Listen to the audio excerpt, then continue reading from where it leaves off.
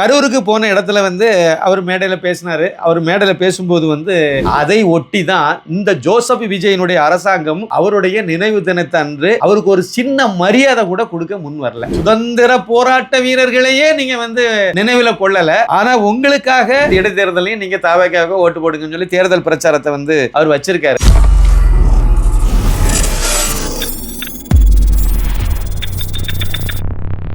சாமானியன் குரல் தேசியவாதிகளுக்கு எனது பணிவான வணக்கம்.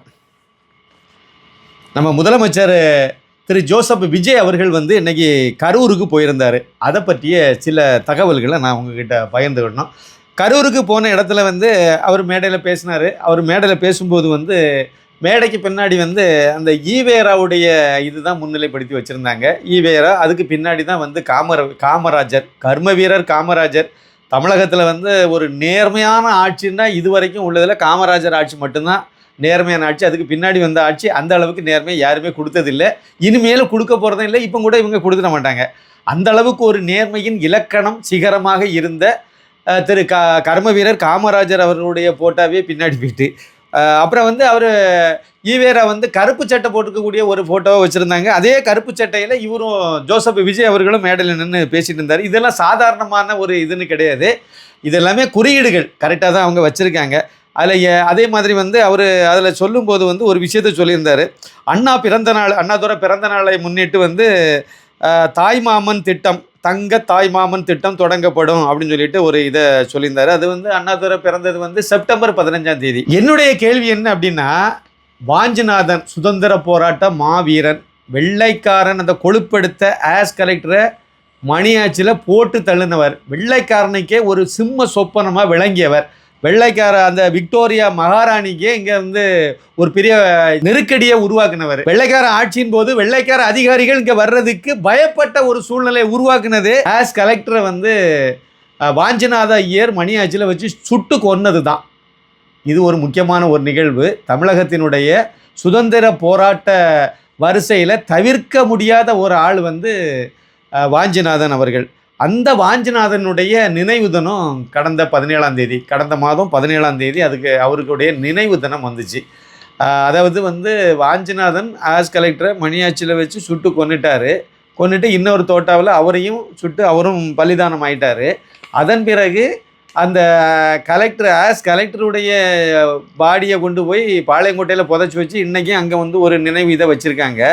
அவருக்கு வந்து வெள்ளைக்காரன் காலத்திலேயே வந்து தூத்துக்குடி மாவட்டத்தில், அதுவும் வஉசி சாலை, இப்போ இருக்கக்கூடிய வஉசி சாலையிலேயே அவருக்கு ஒரு நினைவு மண்டபத்தை கட்டி வச்சுருக்கான் வெள்ளைக்காரன். அந்த சமயத்தில் அவன் கட்டும்போது அதுக்கு வஉசி சாலைன்னு பேர் இருந்திருக்காது, அதுக்கு பின்னாடி வச்சுருக்காங்க. அந்த நினைவு மண்டபம் எதுக்குங்கிறத என்னுடைய கேள்வி.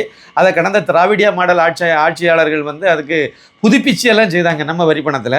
இப்போ நான் வந்து என்ன சொல்ல வரேன்னா, இப்படிப்பட்ட ஒரு தமிழகத்தில் ஒரு மிகப்பெரிய ஒரு சுதந்திர போராட்ட வீரனாக பரிணமித்தவர், செயலாற்றியவர், பங்கெடுத்தவர், பிராமணங்கிற ஒரே காரணத்தினால அவரை வந்து இந்த திராவிடியா மாடல் அரசாங்கம் வந்து கொண்டாடலை. அவரை வந்து ஒரு ஜாதி வெறி பிடிச்சவர் அப்படின்னு சொல்லி கட்டமைச்சாங்க. இன்னமும் அதை கட்டமைச்சிட்டு இருந்தாங்க இந்த தீகா கும்பல். அதை ஒட்டி தான் இந்த ஜோசப் விஜயனுடைய அரசாங்கமும் அவருடைய நினைவு தினத்தை அன்று அவருக்கு ஒரு சின்ன மரியாதை கூட கொடுக்க முன் வரல. அவருக்கு வந்து ஒரு நூற்றாண்டை முன்னிட்டு 1986 செங்கோட்டையில் ஒரே ஒரு சிலை வந்து அன்றைய முதலமைச்சர் திரு எம்ஜி ராமச்சந்திரன் அவர்களால் வந்து அங்கே திறக்கப்பட்டது, ஏற்பாடு செய்யப்பட்டு அந்த சிலையை வந்து அங்கே திறந்தாங்க. அந்த ஒரு சிலை தான் இருக்குது அவருக்கு. அந்த சிலைக்கு கூட எந்த ஒரு எம்எல்ஏ கூட போய் மாலை போட போகலை. இவங்களுடைய கூட்டணியில் தான் வந்து காங்கிரஸ் இருக்குது. நாங்கள் சுதந்திரம் வாங்கி தந்ததே நாங்கள் தான் சொல்லிகிட்டு இருக்காங்க. கொஞ்சம் கேவலமான ஒரு விஷயமாக எனக்கு இருந்துச்சு. ஆனால் சுதந்திரம் வேண்டாம் என்று சொன்ன ஈவேரா, சுதந்திரம் வேண்டாம் என்று சொல்லி அதற்காக சுதந்திர போராட்டத்துக்காக ஒரு சின்ன துரும்ப கூட எடுத்து போடாத அண்ணாதுரை, இவங்களெல்லாம் இவங்க கொண்டாடிட்டு இருக்காங்க.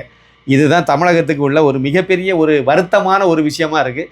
சுதந்திரத்தை பற்றி நம்ம எப்போ கற்றுக்க போகிறோம்னே நமக்கு தெரியல. அதாவது நான் ஏற்கனவே சொன்னேன், ஆஸ் கலெக்டருடைய சமாதி அங்கே கொண்டு வச்சாங்க அப்படின்னா திருப்பி நீங்கள் ஒரு கேள்விக்கு உங்கள் மனசில் எழும்ல. அப்போ வாஞ்சிநாதனுடைய நினைவிடம் எங்கே இருக்கிறது? நினைவிடம்னு ஒன்று அங்கே கட்டி வச்சுருக்காங்க செங்கோட்டையில். வாஞ்சிநாதனுடைய சமாதி எங்கே இருக்குன்னு ஒரு இது கேட்கலாம்ல. இல்லை அவங்க வந்து பிராமண சமுதாயத்தை சேர்ந்தவங்க, அதனால் அவங்க வந்து எரிச்சிட்டாங்க அப்படின்னு சொன்னால் அவர் எரிச்சாங்களாங்கிறத உங்களுக்கு மனசில் ஒரு சந்தேகம் வரும்ல. அவருடைய உடலை சின்ன பின்னமாக சிறு சிறு துண்டுகளாக வெட்டி காக்காய்க்கும் கழுகுக்கும் போட்டவன் தான் வெள்ளைக்காரன். அவன் வந்து இங்கே கல்வி கொடுத்தா அவன் நல்லது செய்தான்னு சொல்லி இங்கே ஒரு கும்பலை அவனுக்கு வாளி பாடிட்டு இருக்காங்க. இவ்வளவுதாங்க. வெள்ளைக்காரனுக்கு காலை கழுவி நக்கி குடித்தவங்களெல்லாம் நம்ம இங்கே கொண்டாடிட்டு இருந்தோம்னா நமக்கு நம்ம நாட்டினுடைய தலைவர்களுடைய தியாகமும் புரியாது. நாம் வந்து அந்த தியாக செம்மல்களை போற்றவும் மாட்டோம், கொண்டாடவும் மாட்டோம். அதை தான் நோக்கி இந்த அரசாங்கமும் இழுத்துக்கிட்டு போகுதுங்கிறத கொஞ்சம் எனக்கு வருத்தமாக இருந்துச்சு. அப்புறம் ரெண்டாவது இன்னொரு விஷயம் வந்து அந்த கரூரில் செத்து போனது எதுக்கு வேண்டி செத்தாங்க? இறந்து போனவங்க எல்லாமே ஜோசப் விஜய்ங்கிற ஒரு நடிகர் ஒரு கட்சி ஆரம்பிச்சிருக்காரு. அவரை பார்க்க வந்த இடத்துல நடந்த தவறுனால அங்கே செத்து போனாங்க. சரிதானே?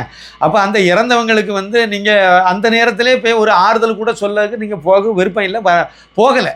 போகாமல் அதை தவிர்த்தீங்க. இந்த முதலமைச்சர் ஜோசப் விஜய் அவர்களை தான் சொல்கிறேன். ஒருவேளை அவர் இப்போ முதலமைச்சர் ஆகலைன்னா போயிருக்கவே மாட்டார்.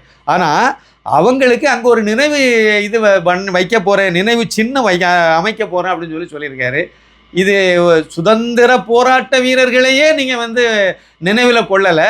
ஆனால் உங்களுக்காக ஒரு சுயநலத்துக்காக செத்து போனவங்களுக்கு நிறைவேற்ற இது வைக்கிறேங்கன்னு சொல்கிறது எனக்கு அது கொஞ்சம் சரியாக படலை. இல்லை நம்மளுடைய அதை கடை தேங்காவை எடுத்து வழிப்பிள்ளையாருக்கு உடைச்ச கதையாக தான் இருக்குது. நம்முடைய வரி பணத்தை எடுத்து இதெல்லாம் பண்ணுறாங்க. ரொம்ப ரொம்ப ஒரு வருத்தமான ஒரு விஷயமாக தான் இருக்குது. அப்புறம் வந்து அந்த இதில் பேசின ஜோசப் விஜய் அவர்கள் சில பாயிண்ட்டுகளை சொல்லியிருக்காரு. அதில் முக்கியமான ஒன்று வந்து எப்படின்னா, கரூர் சம்பவத்துக்கு வந்து யார் காரணம் அப்படிங்கிறது வந்து யார் காரணங்கிறது எங்களுக்கு தெரியும், யார் சொல்லி இதெல்லாம் நடந்துச்சுன்னு எங்களுக்கு தெரியும்னு சொல்கிறார். ஐயா, நீங்கள் தான் ஏன் முதலமைச்சர், நீங்கள் தான் ஏன் அந்த காவல்துறையினுடைய அமைச்சரும் நீங்கள் தான், உங்கள் கையில் தான் காவல்துறையே இருக்குது. இதை போய் சொல்லிக்கிட்டா தெரியணும். ஏதோ ஒரு டைலாக் சொன்னார், நாங்கள் வந்து அதிகமாக பேச மாட்டோம், அதிகமாக உழைப்போம், வேலை செய்வோம், செயல்படுவோம் அப்படிங்கிற மாதிரி டைலாக்லாம் என்ன பேசியிருந்தார். செயலில் காணிங்க, உங்கள் கையில் தான் இருக்குது அதிகாரம், நீங்கள் தான் முதலமைச்சர், அதே மறந்துடாதுங்க. நீங்கள் அதில் எவன் காரணங்கிறத கண்டுபிடிச்சி அவங்களுக்கு என்ன தண்டனை கொடுக்கணுமோ அதை ரொம்ப குறுகிய காலத்தில் செய்தாதே அந்த மக்களுக்கு அது ஒரு நல்லதாக இருக்கும். சதி இருக்குன்னு சொல்கிறீங்க, நீங்கள் முதலமைச்சராக இருந்தே சொல்கிறீங்க, அந்த சதிக்கு யார் மூல காரணம்னு நீங்கள் தான் கண்டுபிடிக்கணும். உங்கள் கையில் தானே இருக்குது ஆட்சியே. இது வந்து அவர் மேடையில் சும்மா இன்னமும் டைலாகை பேசிக்கிட்டே இருந்தார். அது எனக்கு தெரியல. அடுத்து வந்து இன்னொரு பாயிண்ட் அதில் மேடையில் பேசும்போது சொல்லியிருந்தார், இடைத்தேர்தலையும் வந்து திமுகவை தோற்கடிக்க வேண்டும், இடைத்தேர்தலையும் நீங்கள் தவக்காக ஓட்டு போடுங்கன்னு சொல்லி தேர்தல் பிரச்சாரத்தை வந்து அவர் வச்சுருக்காரு. ஏன் அப்படி சொல்கிறார் அப்படின்னா, இடைத்தேர்தல் வந்து இப்போ அங்கே அது எம்ஆர் பாஸ்கருடைய தொகுதி. அவர் முன்னாள் அதிமுக அமைச்சராக இருந்தவர், பல்வேறு ஊழல் புகாரில் சிக்கினவர். இப்போ அவர் வந்து தவக்காவுக்கு போனோன்னா புனிதமாயிட்டார், தூய சக்தி ஆகிட்டார். தீய சக்தி தீஞ்சு போன சக்தியில் இருந்து இப்போ தூய சக்தியாக அவர் மாறிட்டார். இதே மாதிரி தான் வந்து சி விஜயபாஸ்கரும், அவரு குட்கா உட்பட அவருக்கு மேலேயும் பல குற்றச்சாட்டு ஊழல் புகார்கள். இப்போ அதில் இருந்து அவர் வெளியே வரணும்னா வேறு வழி இல்லை. அதனால மிரட்டி உருட்டி எல்லாத்தையும் கட்சியில் சேர்த்தாச்சு, எம்எல்ஏ பதவியை ராஜினாமா பண்ண வச்சாச்சு. வேறு என்ன இது இருக்கும் சொல்லுங்கள்? ஆனால் இவர் அதே மேடையில் சொல்கிறாரு, இங்கே குதிரை பேரமும் இல்லை, கழுதை பேரமும் இல்லை, ஒட்டக பேரமும் இல்லை அப்படிங்கிறாரு. இது அப்பட்டமாக தெரியும், எல்லாத்துக்குமே தெரியும். நீங்கள் அதை தார்பாய் போட்டெல்லாம் ஒன்றும் மறைக்க வேண்டியதில்லை. இது எல்லாத்துக்குமே நல்ல வெட்ட வெளிச்சமாக தெரிஞ்ச ஒரு விஷயம் தான் இது. அதை அடுத்து ஒரு பாயிண்ட் சொல்லியிருக்காரு, பணமா ஜனமா அப்படின்னு சொன்னால் எனக்கு ஜனம்தான் முக்கியம்னு சொல்லியிருக்காரு. ஜனம் முக்கியம் இல்லை, ஜனநாயகன் தான் முக்கியம். அந்த படத்தை சீக்கிரம் ரிலீஸ் பண்ண போகிறாங்க, சர்டிஃபிகேட் கொடுத்தாச்சு, சர்டிஃபிகேட் கொடுத்துட்டாங்க.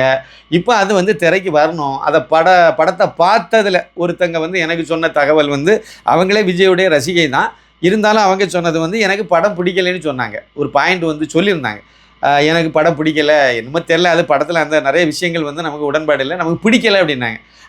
அந்த மாதிரி ஒரு கருத்தை பகிர்ந்துருந்தாங்க. அது வந்து அவங்க சென்சார்லேருந்து படம் பார்த்தவங்க தான், அதனால் யார் பார்த்தது எப்போமெல்லாம் கேட்காதுங்க, அது உண்மை. அப்போ வந்து ஒரு கருத்து சொல்லியிருந்தாங்க, ஒருவேளை அது உண்மையாக இருக்கலாம், இருந்துன்னா படம் கொஞ்சம் அங்கே டல் அடிக்கும், தேட்டருக்கு வரும்போது தெரியும். இதில் லீக் ஆகி வெளியே வந்து பலர் பார்த்துருப்பாங்க, அதில் படம் எப்படி இருக்குது அப்படிங்கிறத பற்றி நமக்கு சரியாக தெரியல. நம்ம என்ன முழுக்க பார்த்தது யார்ட்டையும் நம்ம பேச முடியலை நமக்கு. அதனால் இவங்க பார்த்தது எனக்கு கரெக்டாக சொன்னாங்க, இந்த மாதிரி ஒரு பாயிண்ட்டை சொல்லியிருந்தாங்க. அதனால் அது வந்து நமக்கு வந்து படம் நல்லா இருக்கக்கூடாது அப்படிங்கிற எண்ணம்லாம் கிடையாது. இது அவங்களுக்கும் தெரிஞ்சிருக்கும். கடைசி படம், இந்த படத்தில் வந்து மிகப்பெரிய அளவில் வரவேற்பு இருக்கணும், ஆளுங்கட்சிங்கிறனால மக்களை கொண்டு போய் ஏற்றினாலும் படம் நல்லா இருந்தால் தான் தொடர்ந்து தேட்டரில் நீடிக்கும். இல்லைன்னா கருணாநிதி காலத்தில் உளியின் ஓசை, பெண் சிங்கம், இந்த மாதிரி படத்தை நான் எடுத்து விட்டு அதுக்கு அன்னைக்கு இருந்த அமைச்சர்களெல்லாம் வண்டியில் வந்து ஆட்களை பிடிச்சி கொண்டு போய் தேட்டரில் விட்டு பார்க்க வச்ச கதையாக அது ஆகிடக்கூடாது. அதனால கொஞ்சம் முன்னெச்சரிக்கையாக இவங்க இப்போவுமே அதுக்கான ஒரு பிரச்சாரத்தை தொடங்கியிருக்காங்க. அதுக்கான ஒரு விருப்பம் இப்போவுமே டெம்போவை ஏற்றுறாங்கங்கிறத நம்ம அதை புரிஞ்சுக்கலாம். ஜனந்தான் முக்கியம் அப்படின்னா, இங்கே பாருங்க, எனக்கு இதில் ஒரு பெரிய நெருடலான ஒரு விஷயம் இருக்குங்க.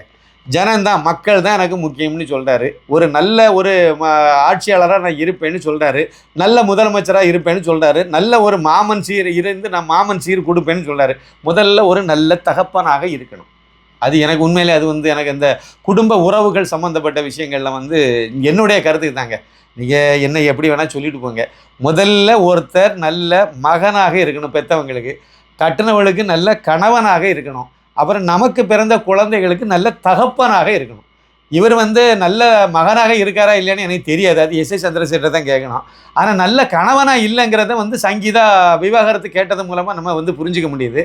அதே மாதிரி திரிசா கூட சுற்றி தெரியாது, ஊர் பூதாவே தெரியும்படியாகவே அதை நான் இப்படி தான் இருப்பேன், நீ ஏற்றுக்க போ அப்படிங்கிறது என்ன தமிழ் கலாச்சாரம், என்ன பண்பாடு? இதுக்காக வேண்டி தான் ஈவேராவை வந்து கொள்கை தலைவனாக ஏற்றிருக்காரோ அப்படின்னு எனக்கு ஒரு சந்தேகம் உண்டு அந்த இடத்துல. இதெல்லாம் வந்து ஒரு வழிகாட்டியாய் வரும்போது நீங்கள் வந்து அதை முறையாக தான் பண்ணணும். திரிசாவை பிடிச்சிட்டு கல்யாணம் பண்ணுங்கள், டைவர்ஸ் பண்ணி முடிங்க, கல்யாணத்தை பண்ணுங்கள். அதுக்கு பிறகு மனைவி துணைவின்னு கூட்டிகிட்டு தெரியுங்க, தப்பு கிடையாது. ஆனால் கருணாநிதி பாணியில் மனைவி துணைவி இந்த மாதிரி கல்யாணமே பண்ணிக்காமல் கனிமொழி என் மகள், ராசாத்தி என் மனைவி அல்ல அப்படியெல்லாம் டயலாக் பேசுன மாதிரி இப்போவும் நீங்கள் அதை மாதிரிலாம் பேச தெரியறதில்ல. எனக்கு அதில் கொஞ்சம் நெருடலான ஒரு விஷயம். முதல்ல பெத்த குழந்தை உங்களுக்கு தானே பிறந்தாங்க 2 பிள்ளைங்க, அவங்களுக்கு இல்லை நல்ல தந்தையாக இருந்தால் மட்டும்தான் மக்களுக்கு நல்ல தலைவனாக வழிகாட்டியாக நல்ல முதல்வராக இருக்க முடியுங்கிறது என்னுடைய ஒரு இது. அப்புறம் வந்து ரீல் தாய் மாமன் கிடையாது, ரீல் தந்தையாக இருங்க சாமி. ரீல் தாய் மாமன் கிடையாது, நான் ரியல் தாய் மாமனாக தான் நான் ரியல் தந்தையாகவே நீங்கள் வாழ மாட்டேங்கிறீங்க, அதை வாழுங்க. அப்புறம் வந்து உங்கள் ஆட்சியே எல்லாம் ரீல் போடுறதை நிப்பாட்ட சொல்லுங்கள். கீர்த்தனாவில் இருந்து எல்லா அமைச்சர்களையும் இந்த ரீல் ஆட்சியெல்லாம் வேண்டாமா, நேரடியாகவே நம்ம நல்ல ஆட்சியை பண்ணணும்னு சொல்லி செயலில் காணிங்க, மக்களை வந்து கொண்டாடுவாங்க. அதே மாதிரி வந்து ஒரு பாயிண்ட் சொல்லியிருந்தாரு, இங்கே ஊழலுக்கு நாங்கள் எப்போவுமே அனுமதிக்க மாட்டோம் அப்படின்னு சொல்லியிருந்தாரு. இந்த இடத்துல நான் கூட வந்து ஒரு பதிவில் இதுக்கு முன்னாடி ஒரு வீடியோவில் பதிவு பண்ணியிருந்தேன். அதாவது கீழ் மட்டத்தில் வந்து ஊழல்கள் எல்லாம் கொஞ்சம் அப்படி நிற்கிது அப்படின்னு சொல்லியிருந்தேன். அவங்க வந்து கொஞ்சம் பயப்படுறாங்க, லஞ்சம் வாங்குறதுக்கெல்லாம் கொஞ்சம் ஊழல்னு சொல்ல முடியாது, லஞ்சத்தை தான் நான் சொன்னேன். லஞ்சம் வாங்குறதுக்கெல்லாம் அதிகாரிகள் எல்லாம் கொஞ்சம் பயப்படுறாங்கிற மாதிரி நான் ஒரு இதை சொல்லியிருந்தேன். அப்படியே கமெண்ட் செக்ஷனில் வந்து ஒரு பெரியவர் வந்து சொல்லியிருந்தார், அவருடைய அந்த ஒரு நிலைமை மனையை ரெஜிஸ்ட்ரேஷன் பதிவு பண்ணும்போது அதில் என்ன நடந்துங்கிறத பற்றி அந்த இதில் பதிவு பண்ணியிருந்தார். அதனால் அதெல்லாம் கரெக்டாக தான் வாங்கிட்டு இருக்காங்க, வாங்காமல் அவங்க ஒன்றுமே செய்யலை அப்படின்னாரு. ஜோசப் விஜய் வெளியே சொல்லக்கூடிய மாதிரி உண்மையிலேயே லஞ்சத்தை ஒழிக்கணும், ஊழல் இல்லாத ஆட்சி நடத்தணும்னு நினச்சாருன்னா நல்ல விஷயந்தான், நமக்கு ரொம்ப ரொம்ப சந்தோஷம். எனக்கெல்லாம் ரொம்ப சந்தோஷமாக இருக்கும், அது நான் ரொம்ப சந்தோஷப்படுவேன் அதில். அதை அவர் முறையாக செயல்படுத்தினார்னா ரொம்ப சந்தோஷம். இது வந்து நான் வந்து கருணாநிதி மாதிரி நாங்கள் வந்து எல்லாம் செய்வோம், ஆனால் வெளியே வந்து நாங்கள் வந்து எதுவுமே தெரியாமல் நாங்கள் செய்வோங்கிற மாதிரியான ஒரு விஞ்ஞான திருடனாக, விஞ்ஞான ரீதியான ஒரு ஊழல்வாதியாக இருக்கணும்னு நினச்சாருன்னா கண்டிப்பாக இனிமேல் ஒரு காலத்தில் அது ஏதாவது ஒரு சூழ்நிலையில் அது வெளியே தெரிய ஆரம்பிச்சிடும், ரொம்ப ரொம்ப மோசமாக தான் இருக்குங்கிறது என்னுடைய கருத்து. அப்புறம் வந்து இனி வரக்கூடிய நாட்களில் தான் நீங்கள் வந்து அரசாங்கத்தினுடைய விஸ்வரூபத்தை பார்க்க போகிறீங்க அப்படின்னு சொல்லியிருக்காரு. செயல்படுத்துங்க, ரொம்ப சந்தோஷமாக இருக்கும். யாரையும் நம்ம வந்து குறைச்சியெல்லாம் மதிப்பிடல, உங்களுக்கு புதுசாக வாய்ப்பு கிடச்சிருக்கு, நீங்கள் நல்லா செய்யணுங்கிறது தான் நம்முடைய எதிர்பார்ப்பும் கூட. எல்லோருக்கும் சமமான ஆட்சியாக இருக்கும்னு நாங்கள் நினைக்கிறோம். ஆனால் நீங்கள் வந்து முஸ்லீம்களுக்கு இடஒதுக்கீடு சம்பந்தமாக கோர்ட்டு கொடுத்த தீர்ப்பை மீறி நிறைய வந்து சுப்ரீம் கோர்ட்டுக்கு அப்பீலுக்கு போயிருக்கீங்க. இந்துக்களுக்கு முக்கியமான ஒரு ஸ்தலம் திருப்பரங்குன்றம், அந்த திருப்பரங்குன்றம் தொகுதியில் கூட உங்கள் வேட்பாளர் இப்போ இருக்கக்கூடிய அமைச்சர் நிர்மலகுமாரை தான் வந்து மக்கள் தேர்ந்தெடுத்திருக்காங்க. ஆனால் அந்த திருப்பரங்குன்றத்தில் தீபத்தூணில் தீபம் ஏற்றுவதற்கு கோர்ட்டே உத்தரவு போட்ட பிறகு கூட, தீர்ப்பு சொன்ன பிறகு கூட அதை எதிர்த்து நாங்கள் வந்து அதில் ஏற்ற மாட்டோம்னு சொல்லி சுப்ரீம் கோர்ட்டுக்கு போகிறீங்க. இதெல்லாம் எந்த மார்க்கமானது, எந்த வகையானதுங்கிறத கொஞ்சம் நீங்களும் கொஞ்சம் யோசித்தீங்கன்னா நல்லாயிருக்கும். நீங்கள் உங்களை தூய சக்தின்னு சொல்கிறீங்க, மற்றவங்கள தீய சக்தி, அப்புறம் தீர்ந்து போன சக்தின்லாம் சொல்கிறீங்க, அதிமுகவை தீர்ந்து போன சக்தின்னு சொல்கிறீங்க. ஆனால் அந்த கட்சியில் இருக்கக்கூடிய ஆட்களை தான் நீங்கள் ஒவ்வொன்றே உள்ளே சேர்த்துட்டே இருக்கீங்க. இது வந்து எந்த வகையான தூய்மையான செயல்பாடு அப்படிங்கிறதுக்கு உங்களை நீங்களே ஒருக்கா கேள்வி கேட்டிங்கன்னா சரியாக இருக்குங்கிறது என்னுடைய கருத்து. அப்புறம் வந்து இதில் கூடுதலாக ஒரு தகவல் என்ன அப்படின்னா, 32 பேருக்கு அரசு வேலை வழங்கப்படும். எது இவருடைய கூட்டத்துக்கு, ஜோசப் விஜயுடைய கூட்டத்துக்கு தேர்தல் நேரத்தில் வந்ததில் இறந்து போனவங்களில் 32 பேருடைய குடும்பத்தில் சேர்ந்த ஒருத்தருக்கு வந்து அரசு வேலை வாய்ப்பு வழங்கப்படும்னு ஒன்று சொல்லியிருந்தாங்க. இன்றைக்கி தான் அதை வழங்குறதா சொல்லியிருந்தாங்க. அதை எதிர்த்து வந்து மதுரை ஹைகோர்ட்டு கிளையில் வந்து மனு தாக்கல் பண்ணியிருந்தாங்க. அது வழங்கக்கூடாது, இது தவறான ஒரு விஷயமா இருக்கும் அப்படின்னு சொல்லிட்டு.